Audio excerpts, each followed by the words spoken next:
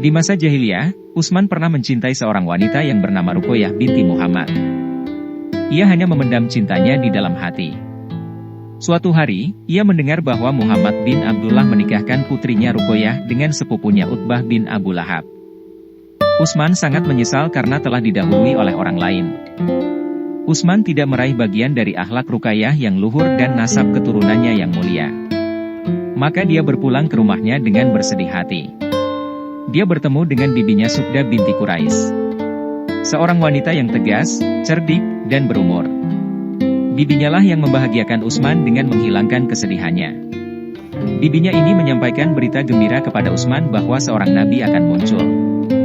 Nabi ini akan membatalkan penyembahan kepada berhala dan menyeru kepada ibadah kepada Allah yang Maha Esa pemilik pembalasan. Bibinya mendorong Utsman untuk memeluk agama nabi yang diutus ini. Dia juga menyampaikan berita gembira kepadanya bahwa dia akan mendapatkan apa yang diharapkan di sisi nabi tersebut. Utsman radhiyallahu anhu berkata, "Aku pergi sambil merenungkan ucapan bibiku. Lalu aku bertemu dengan Abu Bakar. Aku menyampaikan apa yang disampaikan bibiku kepadanya. Maka, Abu Bakar berkata, 'Demi Allah, bibimu telah berkata benar. Bibimu telah menyampaikan berita kebaikan kepadamu wahai Utsman. Engkau seorang laki-laki berakal tegas. Tidak samar kebenaran bagimu. Kebenaran di samping kebatilan tidak rancu bagimu.'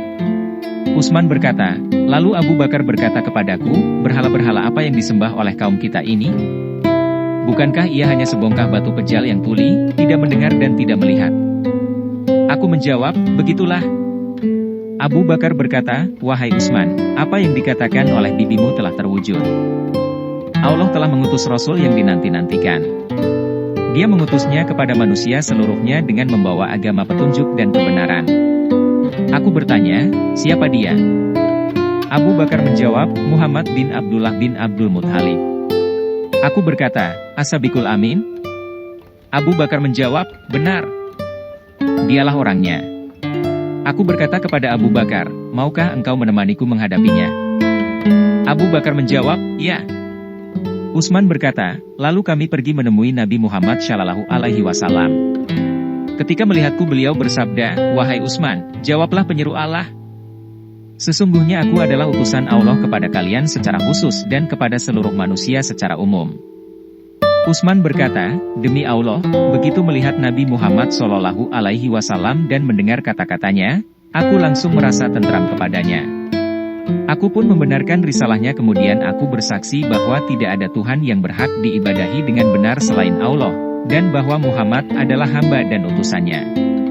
Tidak seorang pun dari kaum Nabi Muhammad yaitu Bani Hashim yang masuk Islam sampai saat itu.